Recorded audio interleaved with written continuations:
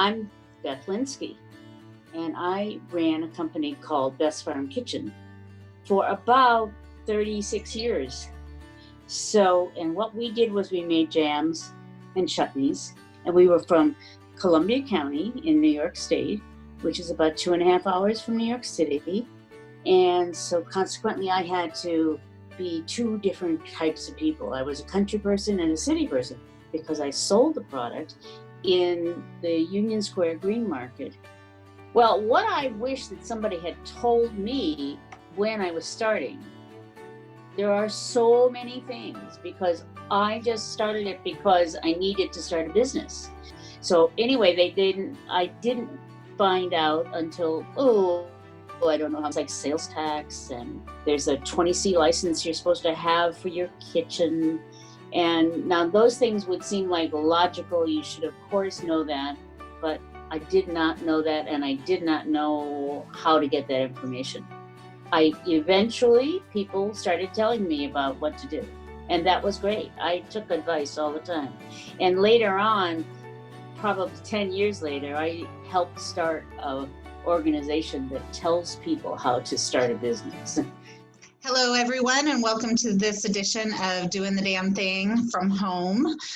Today, I am so grateful to have the opportunity to be interviewing my auntie, who lives in New York, and she owned and operated a business for 37 years. Is that what you said?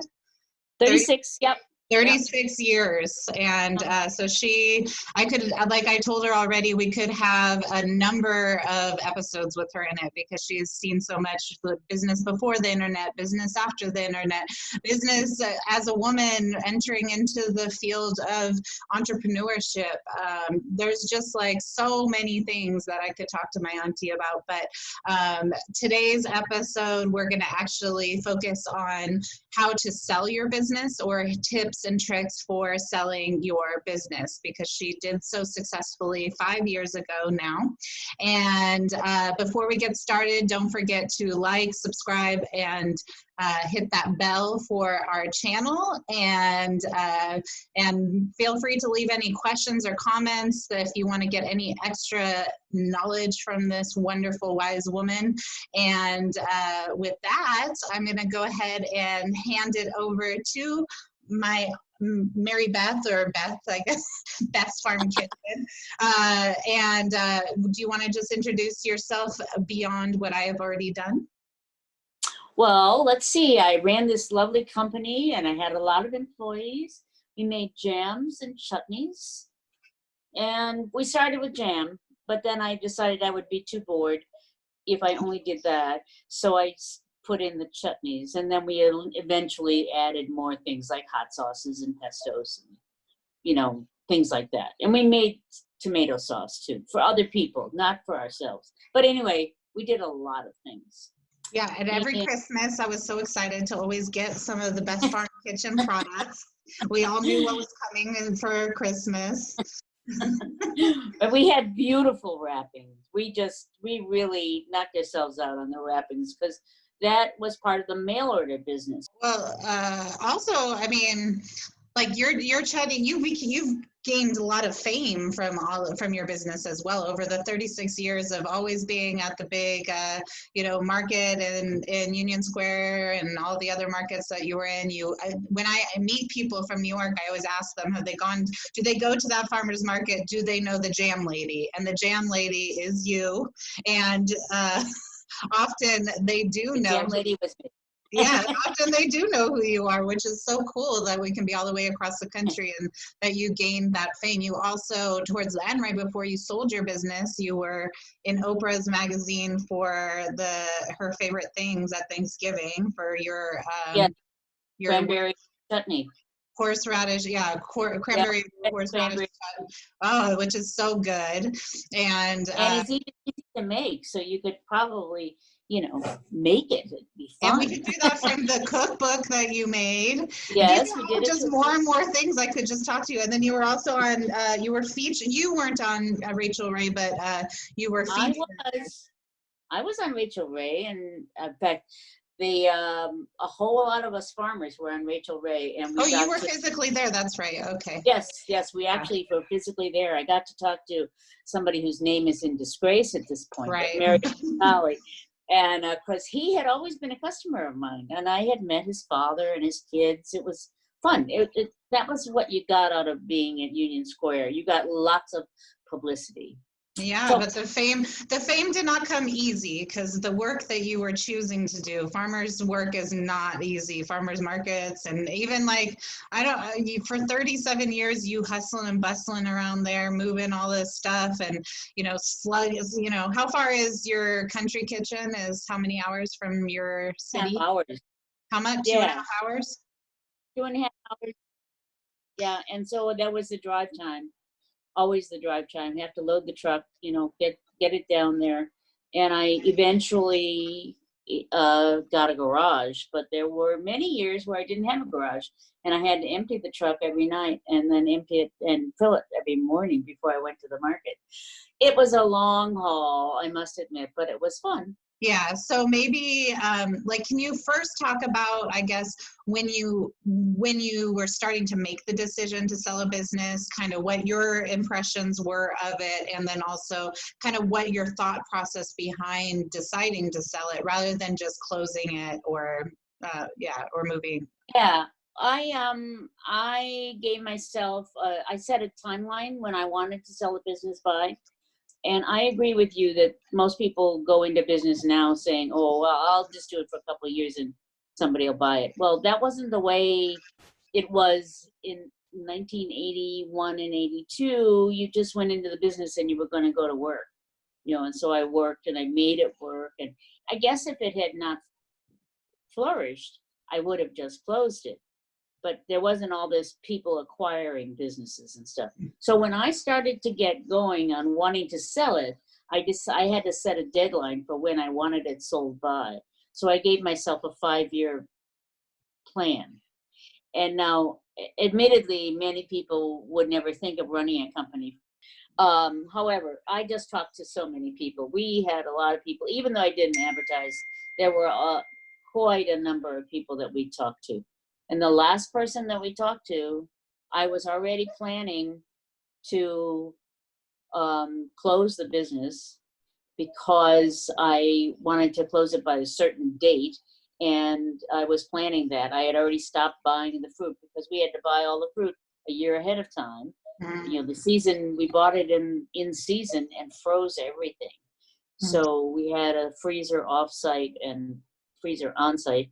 And so I had already started to cut down on all of that. And these people, I advertised once in this Good Food Jobs, and this lady found my name and she called me and we started talking, and she just wanted a business to tide her over while going to be growing, because she was going to make sheep cheese. So she bought this company thinking that this would just tide her over and it'd be easy. And she found that it's not as easy as it appeared. Yeah, you made it look too easy. You were too good at it. Is that what you're saying? I don't know. She looked at my numbers and she didn't know that I was so good at it. But she bought the business in November, and we had already prepared for Christmas. So she already had all of that prep done ahead of time. We had built up, because that's when we were going to make enough money to pay all of my loans, because there were various loans from the Columbia County Chamber of Commerce and from Economic Development. So I had to pay those off.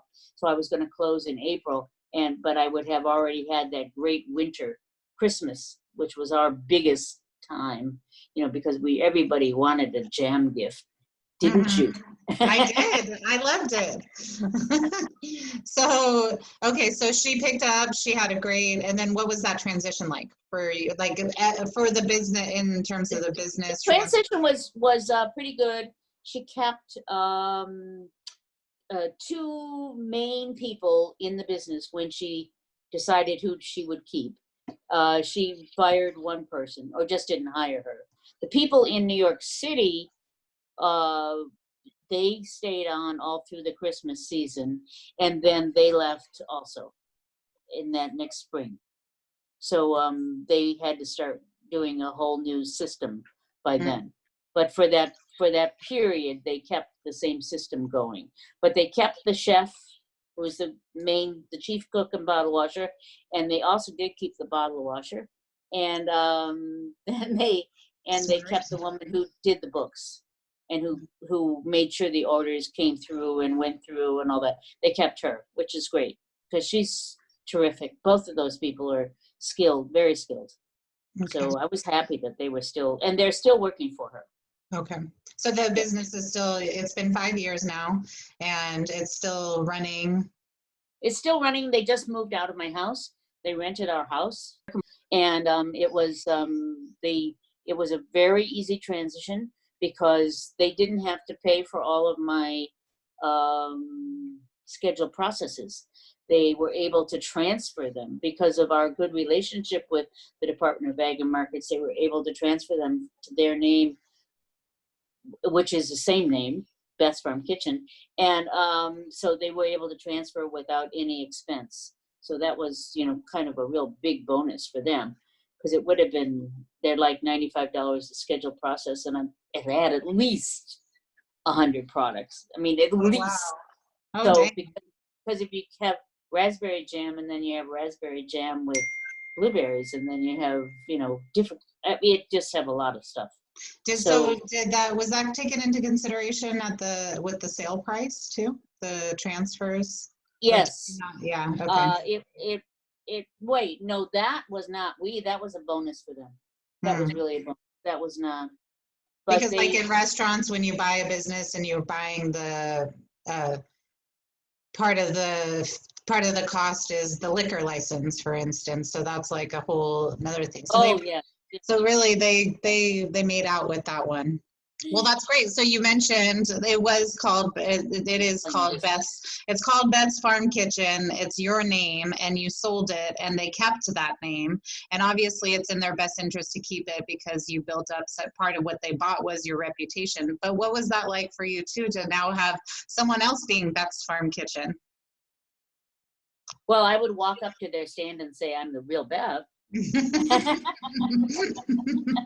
But now they're changing over and calling it BFK.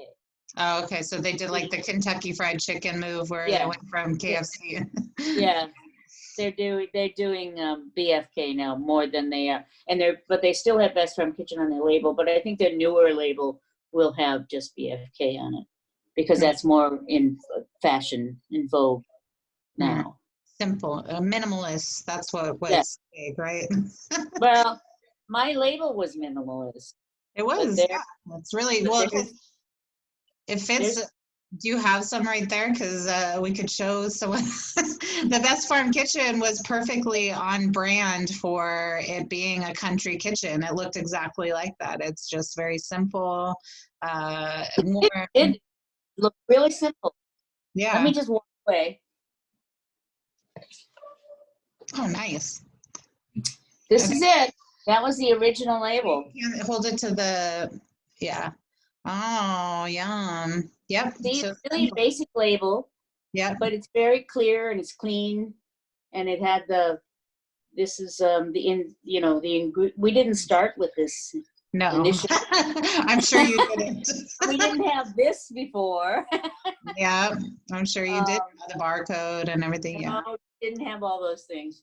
And the other thing that was important for selling the business was also that I did co-packing for other people. That was another part of it. So if Semascot's Orchard wanted a ketchup, they could buy this ketchup with their label on it, or they could give me a recipe and put their label on it. So there was different ways of doing co-packing. That's super. Yeah, that's valuable for sure too. That's like you had multiple streams of income. Multiple, thank God. And I maybe should not have been emotionally involved in keeping the business functioning, which is probably, I think that's something for people to look at when they want to sell their business. because most people, not most, but some people nowadays would just start a business and want to sell it, make sure that they have it sold in 5 years. And I don't blame them, that's good, but they don't have to be emotionally involved in it. I was just more emotionally involved in mine. And there are other they call these moms, that we just keep going. But this one kept going and it kept getting bigger. So it was good. Yeah. It never made a huge amount of money. We never went into the millions or anything, but we did do a lot of work for a very small company. So what are 3 tips that you have for anyone who's considering selling their own business? My tips, that's difficult. My number one would be, make up your mind that you're going to sell your business. You can't go into it half-heartedly. You have to do it. Like if you're going to start it, just go forward and make the plans and let people know about it. And then number 2, since you've made this decision, then you should probably get all of your financials in order. And in this case, you could use a financial advisor, because the financial advisor is really somebody who can. And then number 3, that financial advisor, in my case, but you might be able to do it yourself, because you probably know how, because you're starting a business and you're selling a business now that you've already started, is you have to have a business plan, and it has to be a workable one that people can really understand. It's just, it's something that you've got to do. So those are the biggest points, I believe. Awesome. Yeah. So, and then, well, thank you for that, because I think this is something that is so important, that people are so curious, and you may have like ignited or put out some of people's fires with but either way, like, I mean, with doing the damn thing, we just always are trying to like give information that's real and like from the experience of other entrepreneurs, rather than just kind of like the pie in the sky stories that we often hear, and I know that in our conversations, one thing you've told me, something that's really important that I think everyone should hear, about a mistake that you made in your business that is now catching up to you now that you're retired. Do you want to share that information? You always must pay yourself. Start from the very beginning. And even if you don't keep the money, I don't know exactly how you do that, but write the paychecks, because my Social Security is much lower than it would have been, because for 37 years I wasn't making any income. And it's my Social Security is just the other 20 years before that, because I didn't actually, there was money coming in all the time, because I ran a business, but I wasn't getting Social Security taken out. So you must pay yourself. You must. Even if you just get the lowest paid on the total poll, get yourself some money, and I understand that a lot of people do just put the money back into their business, which, they work it out somehow. So, well, that works doubly in your favor, because essentially that's also goes on the books as your contribution to your business, which ends up getting taxed. Yeah. Taxed differently too. So that's like, it's a double win for your business and for you if you do that. And I think often when people, yes. I've definitely heard pay yourself first, but I've heard it in relation to the mental aspects of how it's important that you feel like you're getting paid. But that's a very practical and real reason that I think is super important for people to hear. So thank you for sharing that. And the other thing that my financial advisor had me doing was putting money into a savings account. When I would come back to the house on the end of a weekend, after having had these markets all the time, she had me taking out 3% and taking that and putting it right into a savings account. And that was money that was just for me. Whether I could do anything with it, I could put it back in the business, but which you usually do when you're running a business, you end up putting a lot of money back into the business. but she had me doing that, and if I had known about that earlier, I would have been pretty far ahead. So that's another area that you should learn. It's all about money. Oh, always about money. Well, we don't know. Maybe now that we're in COVID times, who knows if we'll even have an economic system in a few years. So we'll see. We'll see how that all shakes out. Oh, we will. Money always wins. Don't worry. Anyways, thank you so much for joining. I am so grateful for this opportunity because, as you know, we usually do our interviews in person, and this is one of the benefits because I've wanted you to be on my show for a long, long time. And I'm so grateful, and I value your knowledge, and I'm very proud of you. And I always talk about you to different people. Just so you know. I can be a case study, you know. You should, and you should. I mean, definitely that's what you should be doing your quarantine time, is writing your business memoirs or just your life. Yeah, it can continue on. I think you have so much to share, and I'm just grateful for you for taking. Well, I'll come back again. Okay. Well, I will take you up on that. So. Okay. Okay. Well, thank you so much. I love you, and have a wonderful day.